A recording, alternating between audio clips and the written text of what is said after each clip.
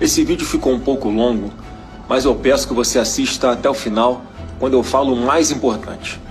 O que todos viram nesse 11 de setembro brasileiro foi uma covardia vergonhosa contra um homem honesto, inocente, que foi vítima de uma união oportunista de pessoas que não estavam defendendo a Constituição e muito menos a democracia, mas estavam defendendo sim aniquilar alguém que eles enxergam como uma ameaça aos interesses deles, alguém que nunca descumpriu uma única decisão do STF, alguém que foi perseguido ao longo dos 4 anos como presidente da República de uma forma implacável, alguém que nunca fez um ato sequer fora da Constituição.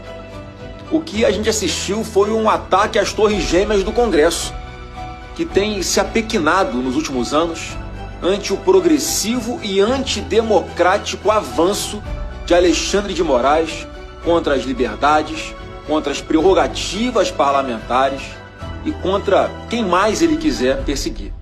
A maioria dos ministros da primeira turma do STF não conseguia esconder a felicidade e a alegria de estarem condenando Bolsonaro, fazendo piadas, um sarcasmo desprezível, reclamando que tinham perdido o jogo do Corinthians.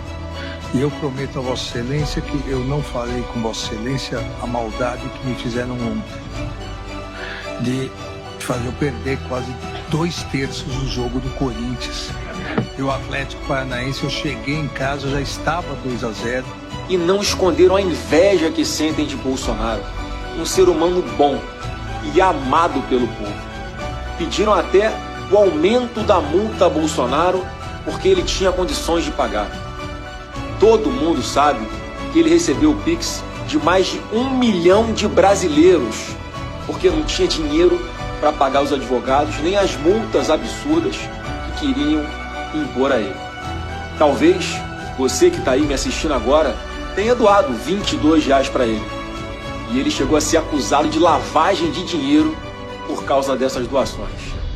Esse tipo de manifestação de apreço e consideração com Bolsonaro, nenhum dos que votaram contra ele jamais saberá o que é.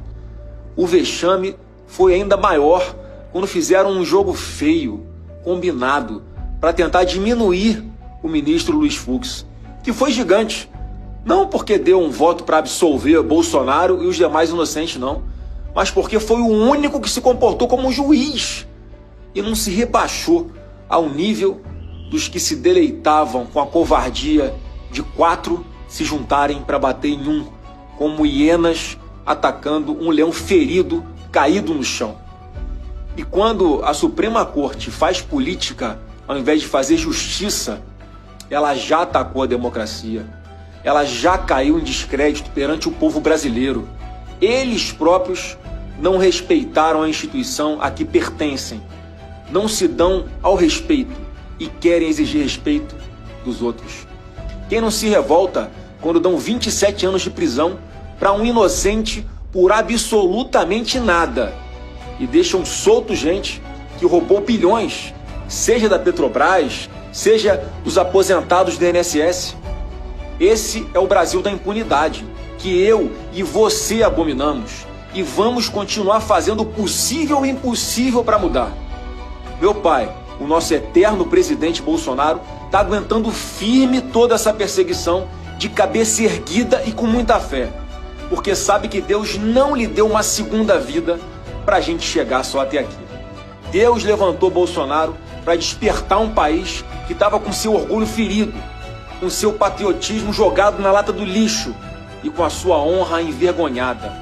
Um país em que a imprensa tem medo de publicar denúncias contra Alexandre de Moraes, em que parlamentares não podem falar o que pensam com medo de serem presos, e um povo que não pode postar livremente as suas opiniões nas redes sociais por medo de terem as suas contas bloqueadas, já está escravizado e ainda não percebeu. O jogo não acabou, o jogo está só começando. Nunca é tão escuro quando está perto de clarear. E eu te convido a resistir junto com a gente, nos apoiando incansavelmente a aprovarmos uma anistia ampla, geral, irrestrita e imediata na Câmara e no Senado. Temos uma travessia difícil até tirarmos o Brasil desse cativeiro que ele se encontra hoje. Mas com Deus no comando, a gente vai resgatar a nossa pátria. O bolsonarismo não foi derrotado. Ele está só em fase de crescimento. Ainda terão que ouvir muito falar de Bolsonaro por um longo tempo. Quem coloca uma armadilha para os outros acaba caindo nela. Quem rola uma pedra será esmagado por ela.